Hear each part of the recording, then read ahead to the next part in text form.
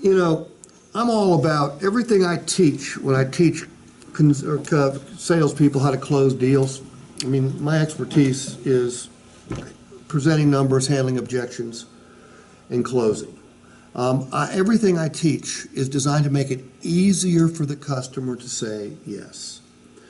Blue, if I've been with your salesman for 2 hours, is there a chance I probably want to take the car home today? Yes. Yeah. But is it difficult for some people to make a decision on a $30 or $40 or $50,000 vehicle? Yes. Yeah, that's human nature. So I want to come up with ideas that will help the customer say yes. I'm a big believer. This is called cost of merchandising. What's it called? Cost of merchandise. Cost of I forget it. Or reduced to the ridiculous. Okay? It's easier for me to get Blue to say yes to $28 a month than $14.95. It's easier for me to get Blue to say yes for 70 cents a day as opposed to $28 a month. Yes. So I want your salespeople using this, and I broke it down for the leases as well. Now, none of this includes any interest, but their interest wouldn't have much of an impact as low as interest rates are today. So, build your own presentation. What are the bullet points?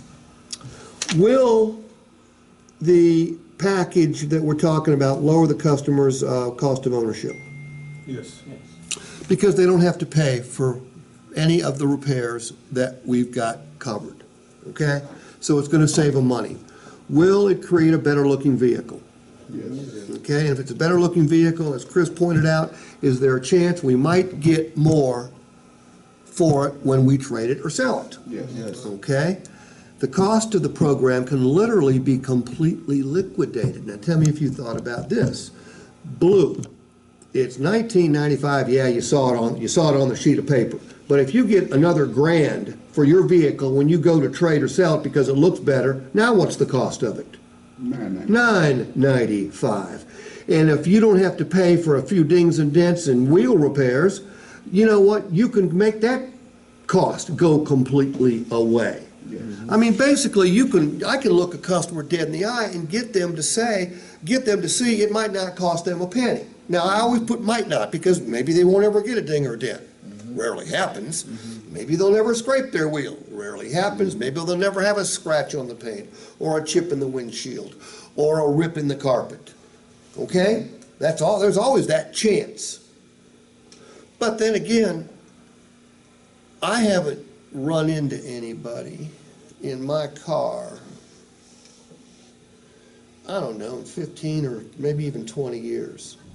What's my physical damage insurance cost me every day? $3 or $4 a day. Okay, it's $1,000 a month. Cut that in half because my wife's on there. $500. I mean, for 6 months, it's a little under $900 a month. I'm sorry, it's a little under $100 a month. So it's about $3 or $4 a day. Why do I keep paying it? A, I have to because I'm financing the car, and B, my daughter, I keep paying hers, and she doesn't have any outstanding balance, but you don't want to lose your car if it gets totaled. So would that be a good comparison to draw for a customer? Look, you're paying $3 or $4 a day for something that probably is not going to happen. We're asking you to pay less than $1 a day for something that you probably know will happen. I told you my car's got 5,000 miles on it. I've got a ding already, and I've scraped up 3 of the wheels. I had to buy this coverage. I paid $800 for 3 years worth of coverage. Okay? So if I'm buying it, the customer's got to see value. And I understand that not everybody's going to buy it because not everybody can get financed. I get that. What we're trying to do is get to what? 40%. 40%. And it's going to happen 2 ways. You got to get your salespeople better at presenting it and creating value. Again, Gary and I and Stephen will help. I mean, I like coming to Dallas. I'd much rather go to Dallas than where I'm going next week. I'm going to hate you. All right? And then after that, I'm going to another god-awful place. Dallas, I like Dallas a lot. So I'm going to come here consistently. I like working with your people. I mean, I get a kick out of them. They're young. Most of them are terribly inexperienced. But you know what? Chris, I haven't found anybody at your store that doesn't want to learn. I didn't find anybody, when I was at your store, Brian, that didn't want to get better.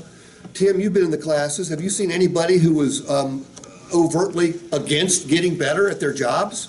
No. But you do have young people. You do have very inexperienced people. We can't do it by ourselves. We got to have you.